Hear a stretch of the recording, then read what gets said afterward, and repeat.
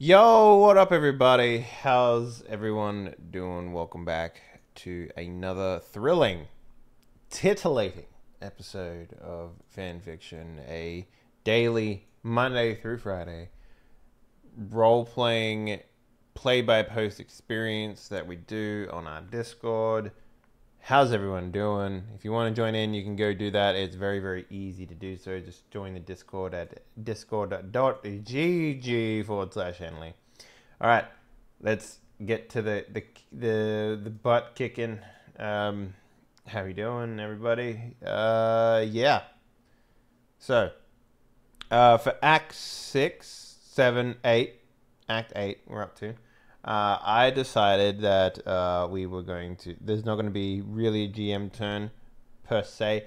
I put in a quote simply because everyone is traveling, and I'm going to save all my secrets until they get to wherever it is that they need to get to. Because right now I'm trying to fill in blanks in the world and basically use the GM turn to sort of give people the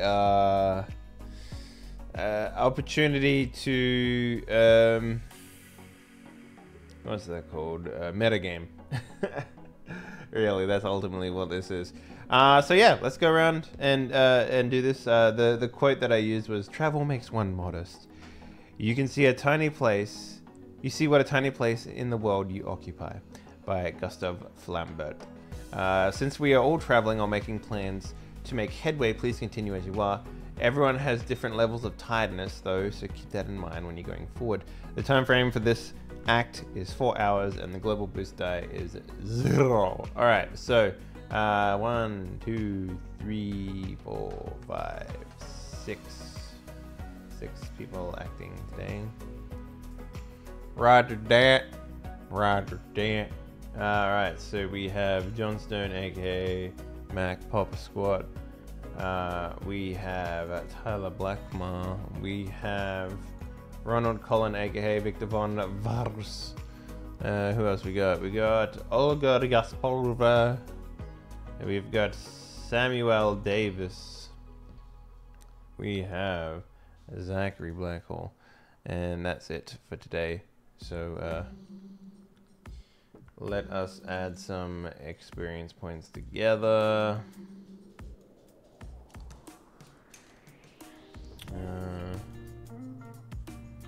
16 for the good doctor.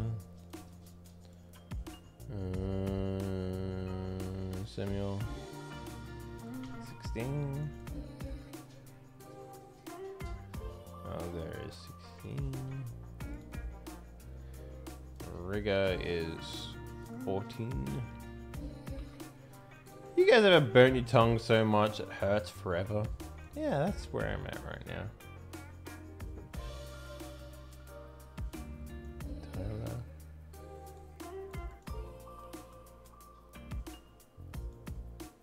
And Johnston is 14.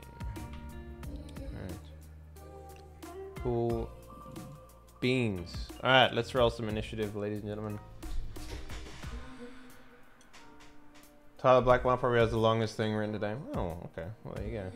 So, let's start off with Johnny Stern, aka Big Papa Daddy. Let's roll some initiative. 3 green. Perfect.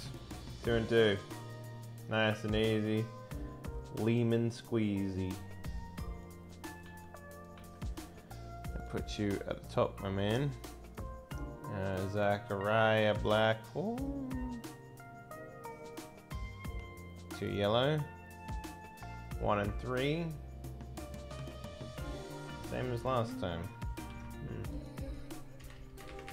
Funny that. Samuel Davis. What does your initiative look like, my man? 1 yellow, 2 green. 1 and 1. A little worse than your last one, but you know, so you're in 3rd for now. Olga. 2 and 1 to 0. That puts her in second place.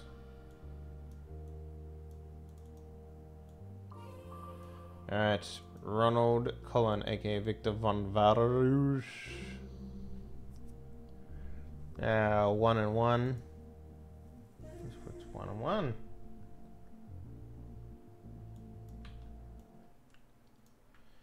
I guess Samuel Davis has 1 and 2, so technically Samuel Davis needs to be on top. So Ronald Cullen is at the bottom. And Tyler Blackmore, will he get off the bottom with 1 and with 2 green? He will not. Damn, Tyler. I would have to say you have the most consistently bad initiative rolls I've ever seen. Burn tongue is the shit, man. Yeah, they are. They really are.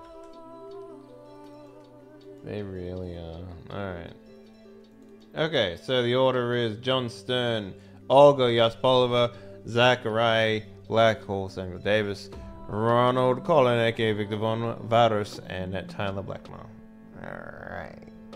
So, let us read together. John Stern, Bigfoot stuff. After John determined his current location, he hears some muffling coming from the trunks of his car. I think we decided that it's going to be like a bed, like a utility vehicle tray vehicle. Oh, I did have the plastic cover, right? Stop calling it a trunk. You confuse the fuck out of me. From the back of his car and says, "Are you okay? Are you guys okay back there?" The muffling is even louder this time, but John responds, "I'm going to take that as a yes," as he starts to make his way towards the ranger station. I'd like to use drive to make my way to the ranger station, knowing the muffling and humming. Well, I don't think you need to use strain to get there. It's not like it's a hard drive, so I'm not going to give you that. Your strain is 7 of 9 right now. And it will continue to stay that way until you do something. Okay, so that's big food done. Next we have Olga. Burst of laughter. Olga's anxiety makes her suffer the emotional overdrive, which leads to this maniacal laughter. People are always sure that they know everything, especially when they have power over you. Are you crazy or what? Come on, give me your bag. Oh, right, yeah, she's being mugged. That's right. Olga smiles and looks at the men. They'll kill me anyway, so I don't want to. Oh, I don't want to play by their rules. She turns around a little bit and raises her hand with 2 fingers next to the window, showing a V sign. What are you doing? The man raises a gun.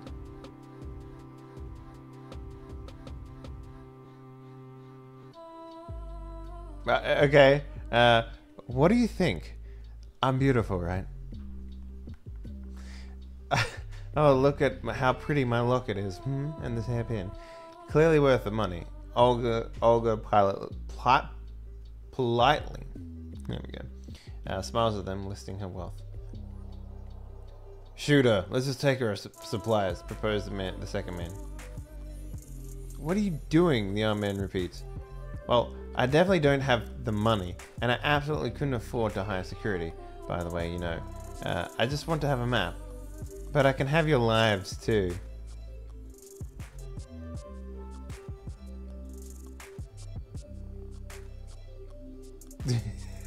Okay.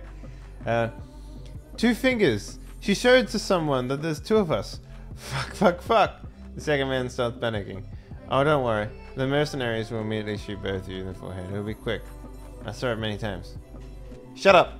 The gun aims at her head. I want a map of Wendigo surrounding. And if I have to... And if I will have it... and if I will have it and you stop playing so childish, so be it. What? Okay. So be it. You will live, and I will peacefully leave the both of you to whatever you are doing, sighs Holger. Reaches out to them, waiting for one of them to give her the map. I'd like to use the session to give her a map to live. Not to give her a map and live. Well, I like your description of putting up the 2 fingers, so I think I'll give you a boost die for that, because that was pretty boost dice worthy. Alright, so we'll give you a boost dice. We'll give you a black die because you are overpowered both emotionally, physically, and mentally. And then we'll make this 3 purple. Simply because, well, yeah, you failed your last roll, which led you to this situation, so yeah, we'll go with that. That's my excuse. What's yours? And you said you wanted to use deception? Yes. And social. Wow, 2 yellow. Okay, you're actually pretty good at this.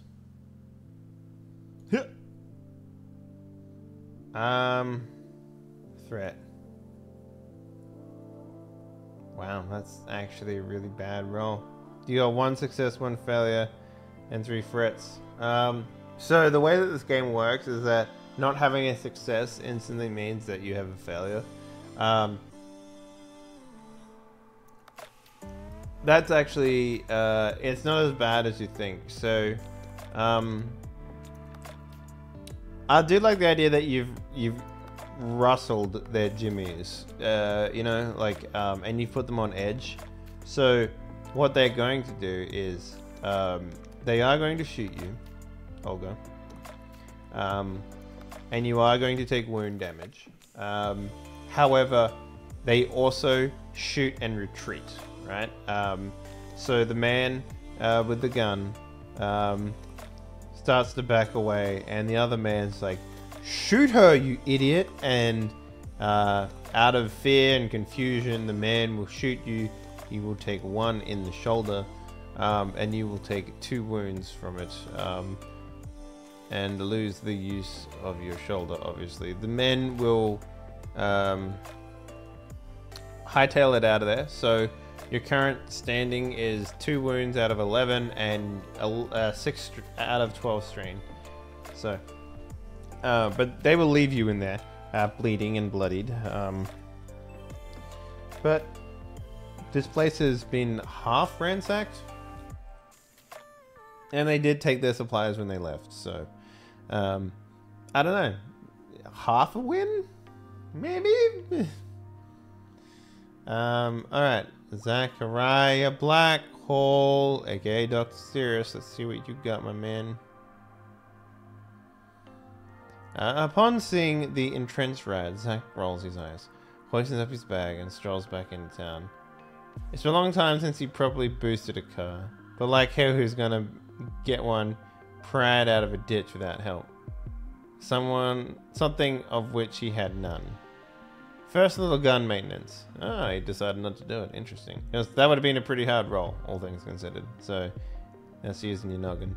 First, a little gun maintenance. Nothing like a gun. Nothing gunned up just yet. Just around in the chamber, just in case. And all the bullets in the mag accounted for. It'd be nice if another mag full of lead, but there will be a time for that later. Time to steal some shit or mug someone, whatever comes first. I could use perception just to find another car to steal. Alright. Sure. I mean, walking back into town, you definitely find a lot more vehicles to steal. So, I'll give you a freebie on this one here, Sarah's. Because you walked in the direction of an actual car, right? Or well, where cars would be. It's less about that you need to look to find cars, unless you wanted to find a particular car, right? That would be another thing, but if you're just trying to find a car that's serviceable and has, you know, fuel in it, that's not too hard to do. At this point in the game, people aren't siphoning fuel from cars yet and that sort of shit, so you can very easily find a vehicle that will allow you to do. The thing that you need to do is you need to be able to, like, hijack it, because unlike the last one, which had the keys in the ignition, these cars won't. So unless that's your intent, is to find a car with the keys in ignition, that would probably be harder than the role I'm going to ask you to do right now. So let's take a look at your skills. Skullduggery is definitely what you need in order to steal the car and make it work. I would also accept mechanics, but it seems skullduggery is your higher trained stat. So I'm going to make an assumption and say that you would like to roll with that, maybe. Since this is a time of great need, you can't exactly, like, you're not exactly pushed for time, right? Like, you're not like trying to steal a car while someone is looking for you or anything like that. Is Tomb Raider Annihilation board game good for noobs? No idea, never played it. I am going to give you a boost die in this instance. Mostly because, you know, you've got your pick of cars that you want to hijack, right? And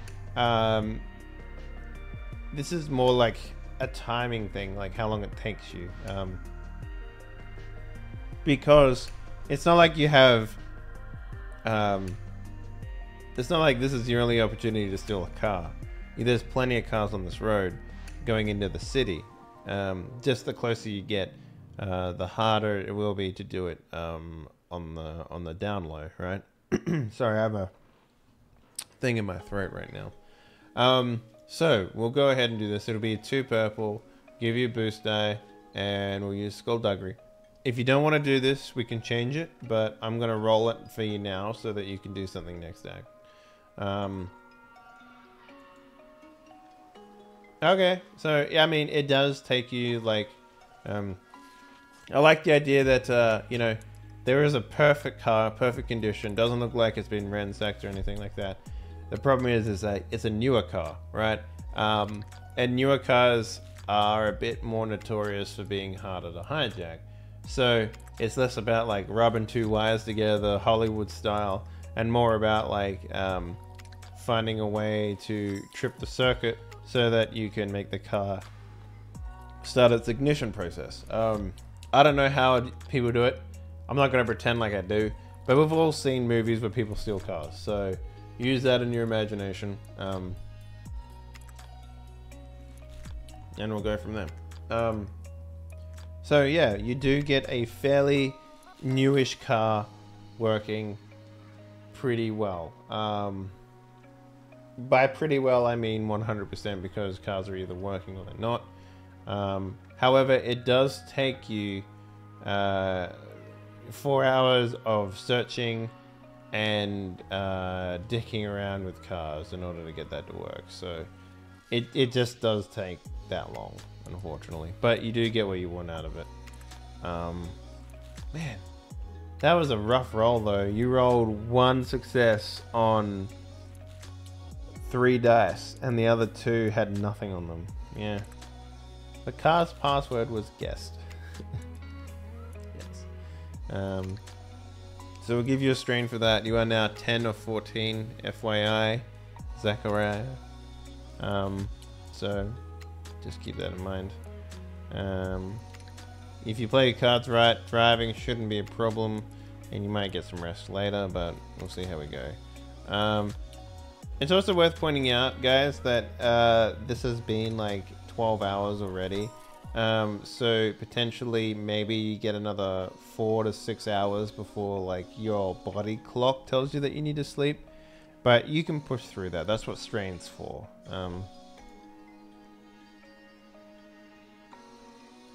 Alright, Samuel Davis, aka Heavy Madman. God damn it, sorry. There's shit in my throat. Give me the willies.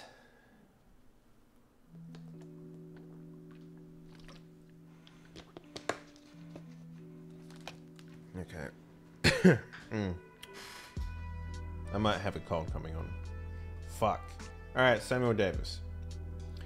Sammy stuck to the back alleys, determined to make it to his destination. Even though hours earlier he had getting a fix on his mind, now you can think about it was the death of his landlord. Miss Long was an elderly Asian lady who had no family in the area. Sammy couldn't help But to think how alone she must have felt, and how terrifying it must be to die in such horrible circumstances. Was this a sign? Was this a sign of things to come? Was a new way going to be so heartless and violent? Sammy never really frowned on those who break the law, but he was no stranger to unlawful acts. But what happened to Miss Long was something born out of selfishness. What had happened wasn't an act of defiance towards a broken system. It was an act of bona fide evil. It wasn't long until Sammy found himself at a quick stop. At the quick stop. As he approached, he noticed that even though the shutters were closed, the glass door had been shattered. Entering the threshold, Sammy gazed upon the carnage. Beyond the counter was the body of a clerk, shot dead. I bet that poor bastard wasn't even supposed to be here today. The aisles trashed and some of the shelves being turned over. Towards the back, several gallons of milk had been smashed on the floor, and the contents soaked the area. This mustn't have happened too long ago. Sammy maneuvered around the overturned magazine rack. Could have been those cocksuckers that killed Miss Long. He began sorting through the wreckage. I hope they left some smokes. He'd like to use perception to find cigarettes, or items of equal or greater value. Okay. Well, cigarettes is probably one of the first things that will get nabbed outside of cash and alcohol. Stop eating shit, dude. Yeah, I'll try. I'll make this a 2 purple. Perception check. Easy peasy. Easy peasy. 2 cunning. Let's go.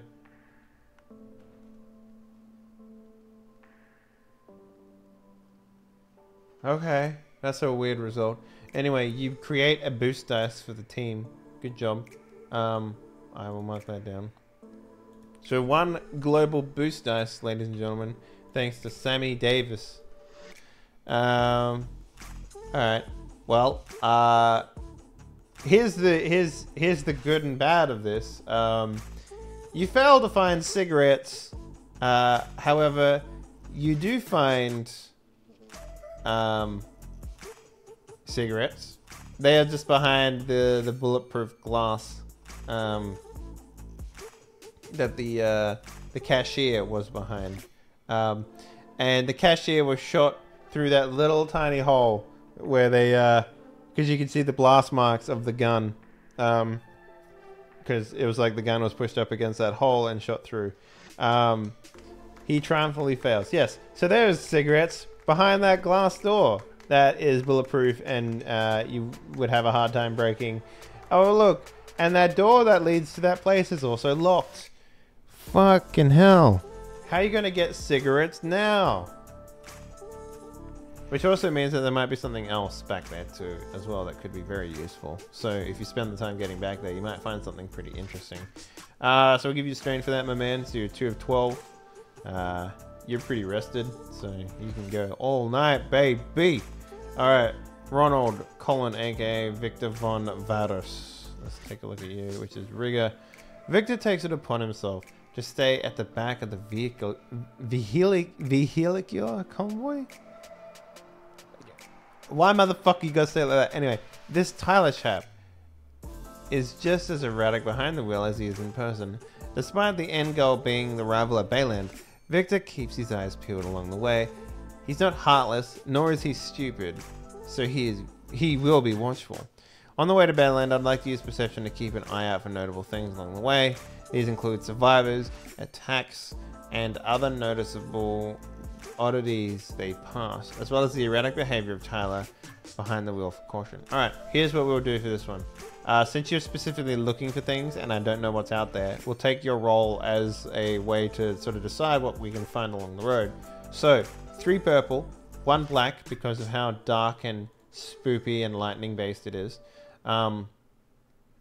And we'll also include that black being that you're at the back of the convoy, not at the front, right? So you know what, the point man, that sort of thing.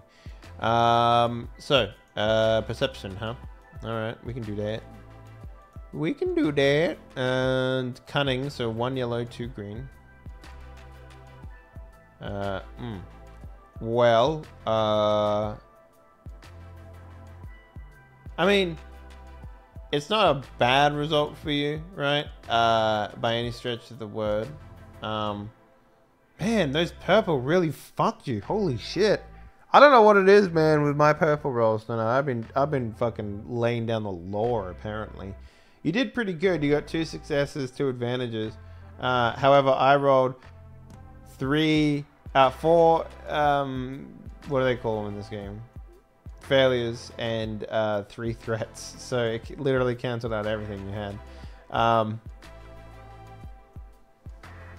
So what we're going to do is, while you're driving there,